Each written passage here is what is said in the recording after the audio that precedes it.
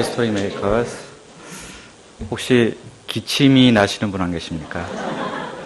열이 나시는 분은 안 계신가요? 지난 한 주 저희 나라는 한마디로 메르스 광풍이 몰아친 한 주였다, 이렇게 말할 수 있을 것 같습니다. 메르스가 몰고 온 두려움과 의심과 불신과 근심의 먹구름이 이 나라를 덮고 있습니다. 이때 우리가 세상에 비치신 예수님을 통해서 이 땅 가운데 광명의 빛이 임할 수 있기를 기도합니다. 말씀의 제목은 내가 세상의 빛이로라입니다. 5절 말씀을 함께 읽어보도록 하겠습니다. 함께 읽겠습니다. 내가 세상에 있는 동안에는 세상의 빛이로라. 기도하겠습니다.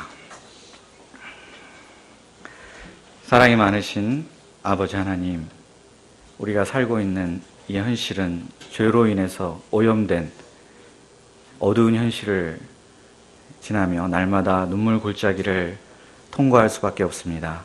주님, 이런 세상 가운데 세상의 빛으로 오신 예수님을 보기를 원합니다. 이 예수님을 통해 우리 마음에 주님이 비춰주시는 그 광명한 빛이 비추게 하여 주시옵소서. 이 말씀이 그 빛을 보게 하는 말씀이 되게 복 주시기를 간절히 기도합니다. 예수님의 이름으로 기도합니다. 렘브란트라는 17세기 네덜란드의 화가가 있습니다. 유명한 분이라 다들 아시죠? 사람들이 이 렘브란트를 가리켜서 빛의 화가라고 부릅니다. 왜냐하면 렘브란트는 그 모든 그림 속에서 빛을 드러내고 표현하고자 했기 때문입니다.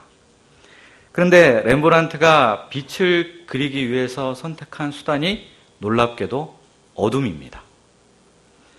왜냐하면 어둠이 깊은 곳일수록 빛이 더 찬란하게 비추이기 때문입니다. 오늘 말씀에는 요한복음에 나오는 여러 등장인물들 중에서 가장 어두운 인생을 살았던 맹인 거지가 나옵니다. 예수님은 이 맹인을 고쳐주심으로써 자신이 세상의 빛이심을 드러내셨습니다.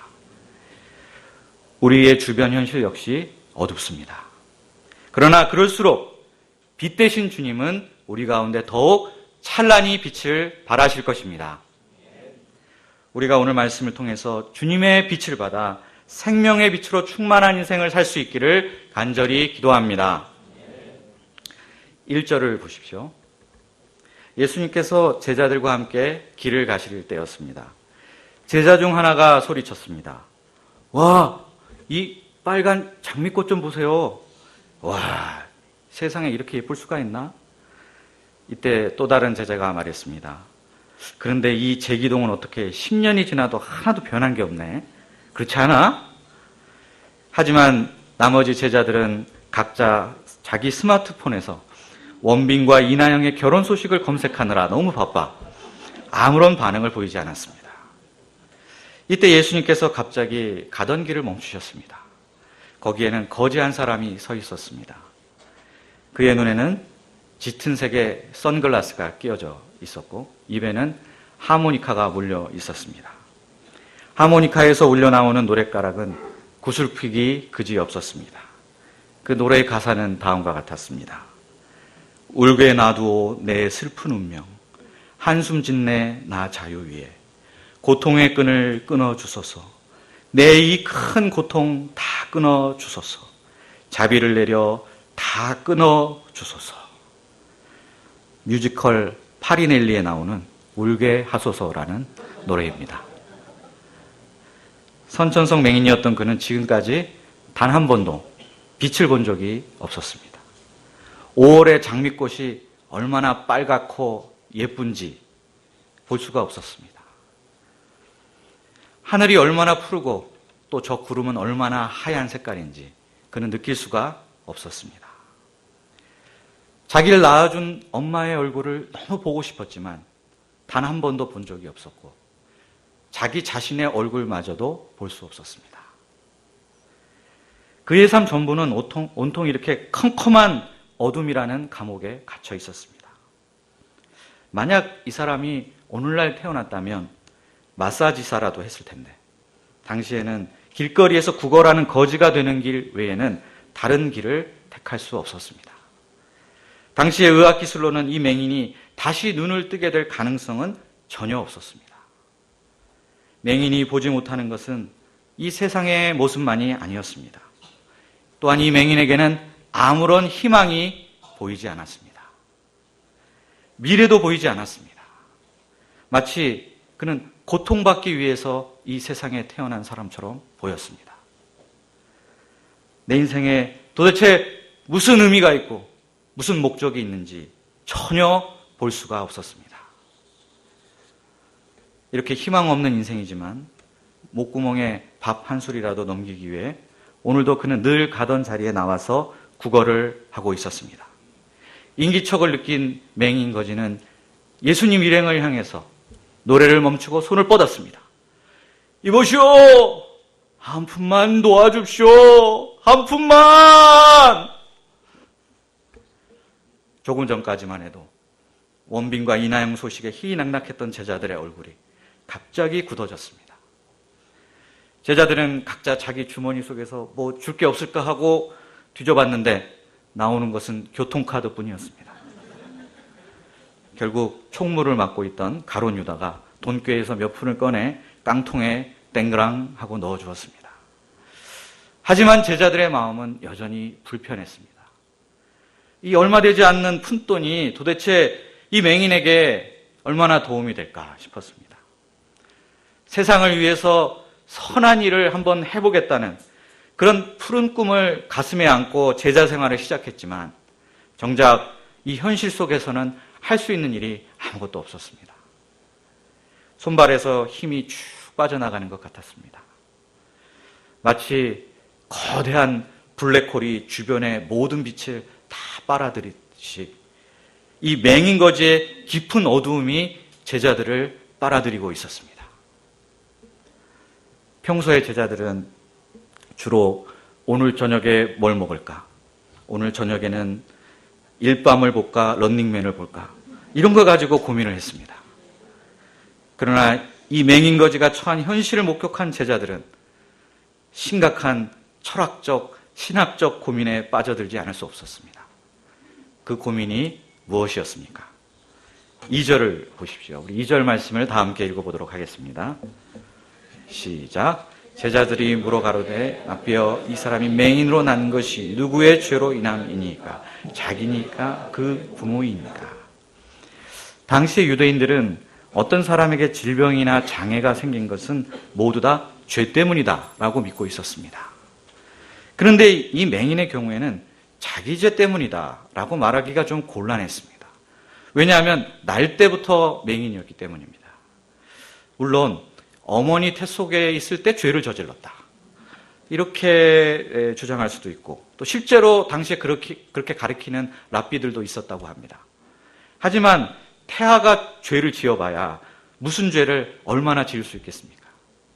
기껏해야 입덧을 유발시켜 엄마를 힘들게 한 죄, 엄마 배를 조금 세게 찬 죄, 뭐 이런 거밖에는 더 있겠습니까? 아무리 봐도 이것 때문이다라고 하는 건 무리가 있었습니다.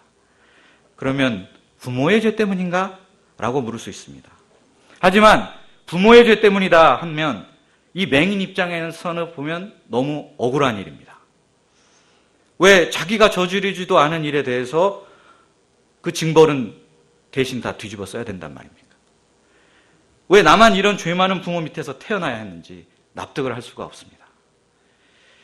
이런 경우에 동양에서는 나름대로 이유를 설명할 수 있는 틀이 있습니다. 바로 전생을 끌어오면 됩니다. 요즘 모두가 부러워하는 기막힌 행운을 붙잡은 사람을 향해서 이렇게들 말을 합니다. 와, 저 사람은 아마 전생에 나라를 구했나 봐. 그러면 이 맹인은 전생에 나라를 팔아먹기라도 했단 말입니까? 그 쌓인 업보 때문에 맹인으로 태어난 것입니까? 이런 해석은 좀 그럴듯할 수도 있겠지만 슬프고 억울하고 분하기는 매한가지입니다. 더구나 성경에 나오지도 않는 전생을 들먹이는 것은 제자들의 선택지에 있을 수 없었습니다. 선하고 공의로우신 하나님께서 왜 이런 모순되고 부조리한 일을 허락하셨는가? 제자들을 이해할 수 없었습니다. 그래서 예수님께 물었습니다. 선생님, 선생님 어떻게 생각하십니까? 제발 답을 주세요. 답답해 미치겠습니다. 이에 대해 예수님은 어떻게 대답하셨습니까? 3절을 보십시오. 3절 말씀을 함께 읽어보겠습니다. 시작. 예수께서 대답하시되 이 사람이나 그 부모의 죄로 인한 것이 아니라 그에게서 하나님이 하시는 일을 나타내고자 하심이라. 예수님은 먼저 이 사람의 죄도 부모의 죄도 아니라고 부정하셨습니다. 그렇다고 해서 인간의 불행이 죄와 전혀 무관한 것은 아닙니다. 본래 하나님께서 창조하신 이 세상에는 어떤 질병도 어떤 장애도 죽음도 없었습니다. 그런데 지금 이 세상에는 메르스 바이러스가 있고 암이 있고 세월호 사건과 같은 비극적인 사건들이 일어나고 있습니다. 왜 그렇습니까? 우리가 잘 아는 대로 그 사이에 인간의 범죄가 있었습니다. 죄가 세상에 들어오면서 질병과 장애와 죽음도 함께 들어왔습니다. 우리는 이런 질병과 장애와 죽음을 목도하면서 우리가 낙원을 잃어버렸음을, 실낙원한 사람들임을 자각하게 됩니다. 우리 몸이 고통을 느끼는 것은 우리가 병들었다는 것을 알리는 신호라고 합니다. 이처럼 인간에게 삶의 불행과 고통은 이 죄가 얼마나 치명적이고 무섭고 파괴적인가를 깨닫게 해주는 신호와 같습니다. 하지만 이 원리를 가지고 각 개인의 삶에 적용하는 문제는 또 이야기가 달라집니다. 한 사람의 불행이 죄의 결과냐? 이렇게 묻는다면 그렇다고 말할 수도 있고 그렇지 않다라고 말할 수도 있습니다. 성경은 하나님께서 죄를 범한 인간들을 질병이라는 수단을 통해서 징계하신 사례들을 우리에게 종종 보여줍니다. 우시아 왕은 인생 말년에 몹시 교만해져서 제사장만이 할 수 있는 분향을 직접 하려는 월권 행위를 했습니다. 이때 하나님께서 우시아를 치셔서 나병에 걸리게 하셨습니다.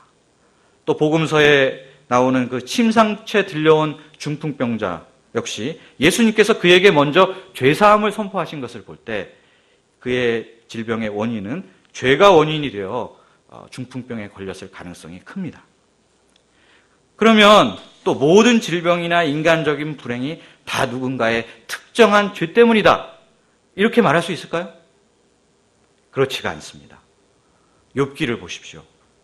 욥은 기와장으로 자기 온몸을 득득 긁어댈 정도로 아주 지독한 피부병으로 고통받고 있었습니다. 이때 욥의 세 친구들이 와서 네가 죄가 있어서 이런 병에 걸렸으니 빨리 내 죄를 이실직고 하렸다 라고 충고했습니다. 그러나 나중에 하나님께서는 이 세 친구들을 향해서 너희가 틀렸다, 옳지 않다, 나를 오해하게 만들었다 라고 책망하셨습니다. 욥에게도 다만 하나님 앞에서 자신의 한계를 깨닫고 하나님을 경외하라고만 말씀하실 뿐 딱히 이유를 설명해 주시지는 않으셨습니다. 여기서 예수님도 마찬가지십니다. 끝내 이 사람이 날 때부터 맹인으로 태어난 이유와 원인에 대해서는 가르쳐 주시지 않으셨습니다. 우리는 모든 일에 있어서 원인과 이유를 알고 싶어하는 경향이 있는 것 같습니다. 원인을 알아야만 책임을 물을 수 있습니다. 세월호 유족들이 지금 간절히 원하는 바도 물질적인 보상이 아니라 철저한 진상규명이라고 합니다. 맞습니다. 원인을 알고 책임을 규명하는 일은 매우 중요한 일입니다. 그러나 이 세상에 일어나는 모든 일에 대해서 그 원인과 이유를 다 파악하고 알게 되는 게 가능한 일일까요? 세상에는 우리가 아무리 묻고 또 물어봐도 그 답을 알 수 없는 일들이 너무나 많이 있습니다. 그중 가장 대표적인 것이 왜 죄 없는 사람이 고난을 당하고 악인은 번영을 누리는가 하는 질문입니다. 이는 욥이 던진 질문입니다. 또한 시편 기자가 수도 없이 던진 질문이고 또 수많은 선지자들이 던진 질문이기도 합니다. 우리도 또한 묻고 싶고 묻지 않을 수 없고 그 대답을 속 시원히 듣고 싶은 질문이기도 합니다. 그러나 이 질문에 우리가 너무 깊숙이 빠져들어가게 되면 그 질문 자체가 오히려 우리에게 함정이 될 수도 있습니다. 이 답이 없는 질문이 우리를 과거에 일어난 사건에만 얽매이게 해서 한치도 앞을 향해서 나가지 못하게 만들 수도 있습니다. 온통 불행과 고통이 가득 찬 그 인간의 이 어두운 현실에 우리의 마음을 꽁꽁 가두어 버릴 수 있습니다. 하나님은 과연 선하신 분일까? 하나님은 과연 전능하신 분일까? 하는 이 사실에 대해 의심을 품게 될 수도 있습니다. 그러나 우리가 기억해야 할 것은 우리는 여전히 피조물에 불과하다는 사실입니다. 하나님께서 욥에게 주신 교훈 역시 내가 어떻게 창조주인 나 하나님이 하는 모든 일들을 다 이해하려고 하느냐, 바로 이것이었습니다. 하나님께서 우리에게 원하시는 것은 우리가 다 이해하고 다 납득할 수는 없을지라도 그래도 여전히 하나님을 신뢰하고 경외하는 것입니다. 스탠리 하워스라는 저명한 기독교 윤리학자가 있습니다. 그가 결혼한 지 얼마 지나지 않아 사랑하던 아내가 심각한 정신질환에 걸리고 말았습니다. 그 이후로부터 그는 날마다 지옥 같은 하루하루를 견디며 살아야 했습니다. 연구를 하면서 동시에 아내를 간호하고 아들을 낳았는데 그 아들을 혼자서 거의 다 키우다시피 했습니다. 24년 동안 아내의 온갖 폭언과 기행을 꾹 참아주었지만 결국 아내는 집을 나가고 말았습니다. 그리고 몇 년 후에 아내는 싸늘한 시체로 발견이 되었습니다. 그는 풀러 신학교의 한 강연에서 이렇게 자신의 삶을 담담히 말하고 나서 다음과 같은 말로 마무리를 지었습니다. 저는 기독교 신자입니다. 사람들은 제가 이런 질문에 답변을 가지고 있을 것이라고 짐작합니다. 전 이런 질문에 뭐라 답변해야 좋을지 전혀 모릅니다. 제가 기독교 신학자로 살면서 배운 것이 있다면 우리가 이런 질문에 답변하지 말아야 한다는 사실 정도가 될 것입니다. 정답이라고 짐작하는 것은 기독교를 설명으로 폄하시킬 뿐입니다. 기독교인이 된다는 것은 답이 없이 사는 것을 배우는 것입니다. 기독교인이 된다는 것은 답이 없이 사는 것을 배우는 것입니다. 답이 없이 사는 방법을 배우면 기독교인이 된다는 것은 정말 훌륭한 일이 될 것입니다. 믿음이라는 것은 답을 모른 채 계속 살아간다는 뜻입니다. 너무 쉽게 말한다고 생각할 수 있겠지만 이런 저의 주장이 최소한 제가 기독교인으로 살면서 제 인생이 왜 무진장 흥미로운지를 설명해 줄 수 있다고 생각합니다. 이 강연이 끝나고 한동안 아무 소리가 들리지 않았다고 합니다. 1분 후에 큰 박수가 터져 나왔습니다. 저는 이 그의 말이 답이 없는 인생을 오늘도 힘겹게 살아가는 우리들에게 위로가 될 수 있기를 간절히 기도합니다. 그러면 우리는 무엇을 믿으며 살아야겠습니까? 3절 하반절을 다시 한번 보십시오. 그에게서 하나님이 하시는 일을 나타내고자 하심이라. 우리가 믿어야 할 것은 하나님께서 내 인생에서 하시고자 하시는 일이 있다는 사실입니다. 우리가 어떤 모습, 어떤 환경 속에서 태어났든 아무런 목적도 없이 그냥 이 세상에 내던져지지는 않았습니다. 우리 삶을 통해서 하나님께서 하시는 일을 나타내고 하나님의 영광을 드러내라는 가장 고귀한 목적과 사명을 부여받고 우리는 이 땅에 보내심을 받았습니다. 에베소서 2장 10절에서 사도 바울은 이렇게 말씀합니다. 우리는 그가 만드신 바라 그리스도 예수 안에서 선한 일을 위하여 지으심을 받은 자니 이 일은 하나님이 전에 예비하사 우리로 그 가운데 행하게 하려 하심이니라. 새 번역에는 이 서두를 우리는 하나님의 작품입니다. 이렇게 번역했습니다. 여기 계신 분, 우리들 한 사람 한 사람 다 하나님의 작품입니다. 그런데 많은 분들이 자기가 불량품이라고 생각합니다. 한 학생 목자님은 키만 10cm만 더 컸으면 완벽한데 키가 작아서 고민이라고 지난 바이블 아카데미 때 소감을 발표했습니다. 저는 어릴 때부터 내 피부는 왜 이렇게 까무잡잡할까? 이걸 가지고 깊은 열등감에 시달렸습니다. 그런데 이런 피부에는 노화가 더디 온다는 말을 들었습니다. 큰 위로를 얻고 있습니다. 이 말을 누구에게 들었냐면 김건아 목사님에게 들었습니다. 이런 경우를 가리켜서 동병상련이라고 합니다. 한 성형외과의 광고 카피 중에 이런 문구가 있었습니다. 어머니 날 낳으시고 원장님 날 만드셨네. 얼마나 많은 사람들이 외모 컴플렉스에 시달리고 있으면 이런 말까지 다 생겨났겠습니까? 정말 이 세상에 크고 작은 핸디캡이 없는 사람은 한 사람도 없는 것 같습니다. 그 핸디캡 때문에 인생이 우울해지고 아무것도 할 수 없을 것 같은 무력감에 시달립니다. 그러나 그 핸디캡을 도리어 하나님의 영광을 나타낼 기회, 하나님께서 하시는 일을 나타낼 기회로 삼은 사람들도 많이 있습니다. 제가 아는 가장 유쾌한 사람들 중 하나가 닉 부이지치입니다.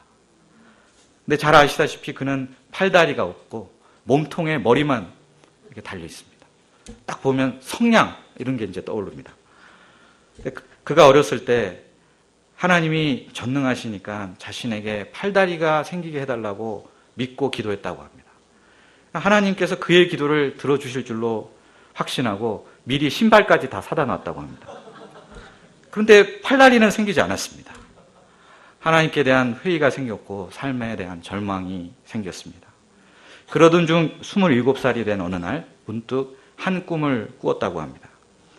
그가 이제 90세까지 살다가 하나님 앞에 섰습니다. 하나님이 기도를 들어주셔서 팔다리가 다시 생겨서 90살까지 장수하고 하나님 앞에 섰습니다. 근데 이때 하나님께서 아주 서늘한 얼굴로 다음과 같은 말씀하셨다고 합니다. 너에게 팔다리가 없었다면 27살부터 큰 일을 할 수 있었을 텐데 내가 팔다리를 갖게 되었기 때문에 너는 90년을 살았지만 아무것도 한 게 없구나. 그리고 꿈에서 깼습니다. 그 후로 닉은 하나님께서 그의 장애를 통해서 나타내시고자 하는 일을 찾기 시작했습니다. 그리고 찾아낸 것이 바로 희망 전도사입니다. 그는 지금도 전 세계를 다니면서 많은 사람들에게 희망과 활력을 불어넣어주는 큰 일을 하고 있습니다. 우리는 그에 비하면 얼마나 좋은 조건을 갖고 있습니까? 두 팔, 두 다리 다 있지 않습니까? 우리도 얼마든지 내 삶을 통해서 하나님께서 하시는 일을 나타낼 수 있습니다. 누가 진짜 장애를 가진 사람일까요? 두 눈 시퍼렇게 뜨고도 내 인생에 두신 하나님의 목적과 계획을 보지 못하는 사람이야말로 진짜 맹인이 아니겠습니까? 우리가 불행의 원인이 무엇이며 누구의 잘못인가를 따지고 원망한다고 해서 달라질 것은 하나도 없습니다. 우리가 하나님께서 내 인생에 두신 선하신 뜻과 계획에 눈을 뜰 수 있기를 기도합니다. 우리는 질그릇과 같이 보잘것 없습니다. 그러나 이 질그릇에 보배를 담으셔서 우리를 위대한 하나님의 작품으로 만들어 가실 주님을 바라볼 수 있기를 기도합니다. 4절과 5절을 보십시오. 4절, 5절 말씀 함께 읽어보겠습니다. 시작. 때가 아직 낮음에 나를 보내신 이의 일을 우리가 하여야 하리라. 밤이 오리니 그때는 아무도 일할 수 없느니라. 내가 세상에 있는 동안에는 세상의 빛이로라. 밤은 예수님께서 십자가에서 죽으시고 무덤에 묻히실 때를 말합니다. 또 낮은 그 십자가가 이르지 않은 지금, 현재를 뜻합니다. 이 말씀의 주어가 우리입니다. 우리는 예수님과 제자들을 가리킵니다. 지금 제자들은 맹인거지에게 아무것도 해줄 것이 없다 하는 이런 무력감에 빠져 있었습니다. 마음이 어둡고 슬퍼져서 아무 의욕이 나지를 않았습니다. 그런데 예수님께서는 제자들에게 바로 지금이 하나님의 일을 해야 할 때다 이렇게 말씀하고 계신 것입니다. 왜냐하면 일하고 싶어도 일할 수 없는 밤이 곧 찾아오기 때문입니다. 때가 아직 낮은데도 제자들이 하나님의 일을 할 수 없는 것은 그 마음이 어둡기 때문이었습니다. 그러나 제자들 곁에 함께 계신 예수님은 세상의 빛이 되시는 분이십니다. 어둠을 몰아내는 빛 되신 예수님을 믿을 때 캄캄한 현실 속에서도 우리는 하나님의 일을 할 수 있습니다. 우리 삶에도 낮과 밤이 있습니다. 우리가 생명이 있는 동안에는 낮입니다.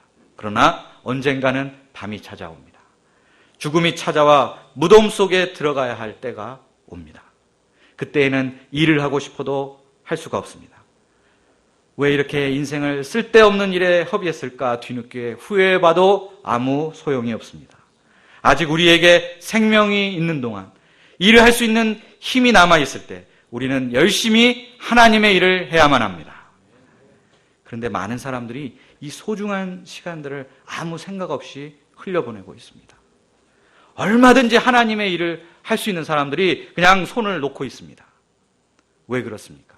그 마음속에 세상에 비치신 예수님이 없기 때문입니다. 마음이 어둡기 때문에 힘이 나질 않습니다. 나는 왜 이렇게 부족한 게 많을까? 나는 왜 능력이 없을까? 나는 왜 이런 가정에서 태어났을까? 난 아무리 공부해도 왜 수학이 안 될까? 이런 슬픈 생각들에 골몰합니다. 과거의 실패에 매여서 다시 도전할 용기를 잃어버렸습니다. 이렇게 흘려보낸 시간들은 다시 돌아오지 않습니다. 사도 바울은 에베소서 5장 16절에서 이렇게 말했습니다. 세월을 아끼라, 때가 악하니라. 여기서 세월을 아끼라 라는 말을 원어로 직역을 해보면 시간을 구원하라 하는 뜻입니다. 무의미하게 버려지는 시간들이 우리를 향해서 왜 날 버리세요? 날 구원해 주세요! 이렇게 외치는 소리가 들리는 것 같지 않습니까? 우리는 우리를 이 세상에 보내신 분의 뜻을 이루어감으로 시간들을 구원할 수 있습니다. 사도 바울은 이방인의 사도로 부르신 하나님의 뜻을 붙잡고 시간을 허비하지 않고 일생 땅끝까지 열정적으로 복음을 전했습니다. 그렇게 낮에 열심히 일을 하고 인생의 황혼이 깃들고 곧 밤이 찾아오는 시점에 바울은 이렇게 고백했습니다. 디모데후서 4장 7절 8절 말씀입니다. 나는 선한 싸움을 싸우고 나의 달려갈 길을 마치고 믿음을 지켰으니 이제 후로는 나를 위하여 의의 면류관이 예비되었으므로 주 곧 의로우신 재판장이 그날에 내게 주실 것이며 내게만 아니라 주의 나타나심을 사모하는 모든 자에게 도니라. 이 고백, 이 바울의 고백이 우리 모두의 고백이 될 수 있기를 기도합니다. 저는 지난 학사 수양회에서 철저한 불교국가 스리랑카에서 복음 역사를 섬기고 계신 백바나바 선교사님의 선교 보고에 큰 감동을 받았습니다. 도중에 박사학위 취득에 실패하시고 비자 만료로 추방당할 위기에 있었지만 선교사님의 마음은 어두워지지 않으셨습니다. 세상의 빛 예수님이 그분 마음속에 계셨기 때문입니다. 하나님께서 행하실 새 일을 기대하시고 끊임없이 불가능에 도전하시고 제자 양성 역사에 도전하셨습니다. 그리고 드디어 17년 만에 첫 이방 목자를 세우셨다고 합니다. 인생의 밤이 오기 전에 때가 아직 낮을 때 하나님의 일을 한다는 것이 무엇인지 저는 그분을 통해서 배울 수 있었습니다. 우리에게는 캠퍼스 양들에게 말씀을 먹이고 살리는 목자의 사명이 있습니다. 동시에 우리의 마음을 어둡게 하는 절망적인 현실을 날마다 만나고 있습니다. 이때 세상에 비치신 예수님을 다시 한번 믿음으로 영접함으로 어둠을 몰아낼 수 있기를 기도합니다. 열심히 땀을 흘려 하나님의 일을 이루어갈 수 있기를 간절히 기도합니다. 6절을 보십시오. 예수님께서는 말씀을 마치신 후에 갑자기 몸을 굽혀 땅에다 탁탁 하시면서 침을 뱉으셨습니다. 그리고 그 침 묻은 진흙을 손에 퍼 담으셨습니다. 제자들은 예수님이 도대체 뭘 하시려고 저러시나 궁금했습니다. 예수님은 진흙을 둥글게 반죽을 하시더니 절반으로 이렇게 뚝 잘라내시고 하나씩 맹인의 눈에 척척 붙이셨습니다. 맹인은 깜짝 놀랐습니다. 보이진 않아도 이 축축한 느낌이 뭔지는 얼마든지 알 수 있었습니다. 아니, 거지라고 우습게 여기시는 게 아닌가? 자존심이 상할 수 있었습니다. 아니, 그리고 침이라니. 이러다가 혹시 메르스 바이러스에 감염되면 어떻게 되는가? 염려할 수밖에 없었습니다. 그러나 맹인은 예수님이 하시는 대로 자신을 다 맡겼습니다. 예수님께서 실로암 목가에 가서 씻으라 하시니까 또 가서 그대로 씻었습니다. 그러자 어떤 일이 일어났습니까?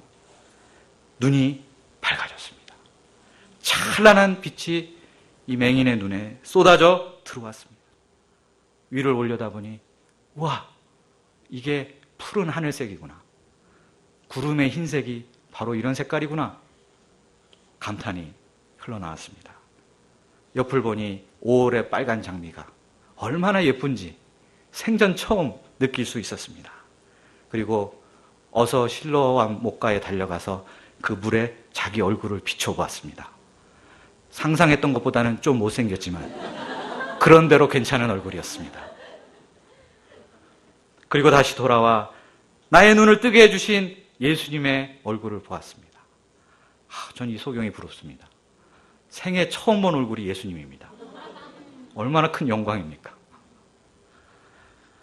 이 예수님은 하나님께서 이 어두운 세상에 보내신 세상의 빛 그리스도 예수님이셨습니다.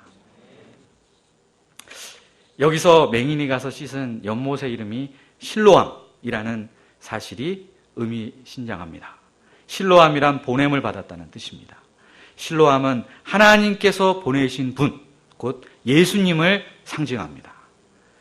여기에서 씻었더니 보게 되었다는 사실은 우리가 눈을 뜨게 되는 장소가 바로 예수님 아니다 라는 사실을 말해주는 것입니다. 예수님은 맹인의 눈을 뜨게 해주신 이 6번째 표적을 통해서 자신이 세상의 빛이시고 그리스도란 사실을 드러내셨습니다. 38절에 보면 맹인은 예수님을 그리스도로 믿고 고백함으로 육체의 눈뿐만 아니라 영적인 눈도 뜨게 되었습니다. 반면에 바리새인들은 영적인 눈을 뜨게 된 맹인에게 다시 눈을 감으라고 강요하고 협박을 했습니다. 맹인은 그들에게 이렇게 대답했습니다. 그가 죄인인지 내가 알지 못하나 한 가지 아는 것은 내가 맹인으로 있다가 지금 보는 그것입니다. 이것은 부인하려 해도 도저히 부인할 수 없는 구원의 은혜였습니다. 그는 이 한 가지 아는 것을 굳게 붙들었습니다.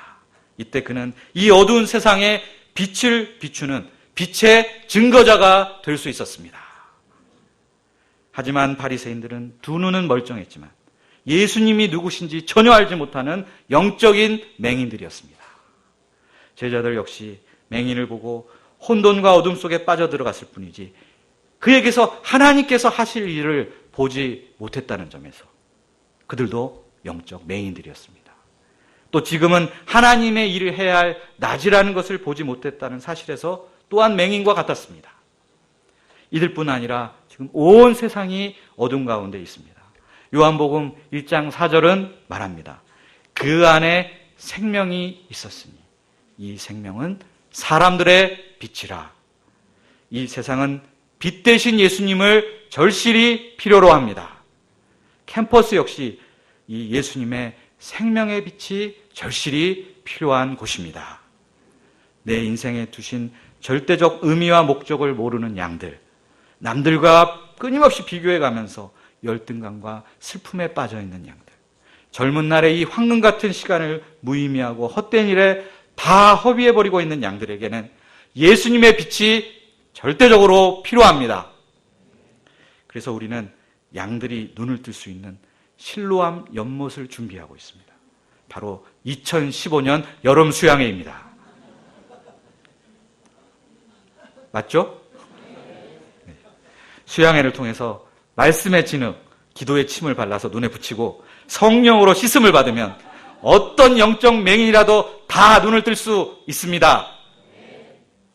이전에 전혀 보지 못했던 놀라운 하나님의 세계가 펼쳐지고 그의 삶이 풍성해지고 충만해질 수 있습니다. 이제 우리에게 여름 수양회가 한 달여 정도밖에 남지 않았습니다. 이 한 달 동안의 기간이 우리에게 낮입니다. 네, 수양회가 끝나는 후에는 밤이 옵니다. 그때 초청해봐야 데려갈 곳도 없습니다. 지금 이 한 달 동안 우리가 열심히 양들을 초청해서 실로암 목가로 데려갈 수 있기를 기도합니다. 우리가 말씀에 순종해 예수님이라는 실로암 못에 담그고 죄를 씻어내 영적 세계에 눈뜰 수 있기를 기도합니다. 이 어두운 세상을 밝히러 빛으로 임하신 우리 주 예수 그리스도께 감사와 찬양을 돌려드립니다. 기도하겠습니다.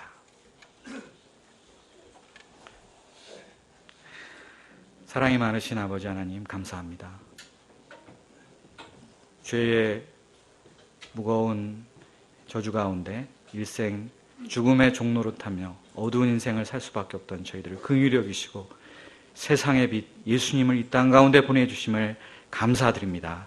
아버지 하나님, 우리가 아직도 영적 맹인과 같습니다. 우리를 긍휼히 여겨주시고 우리가 믿음으로 순종하여 주님의 그 빛의 세계, 놀라운 하나님의 세계를 보며 하나님이 우리 인생 가운데 하시고자 하시는 일을 볼 수 있는 그런 눈뜨는 역사가 일어나게 하여 주시기를 간절히 기도합니다.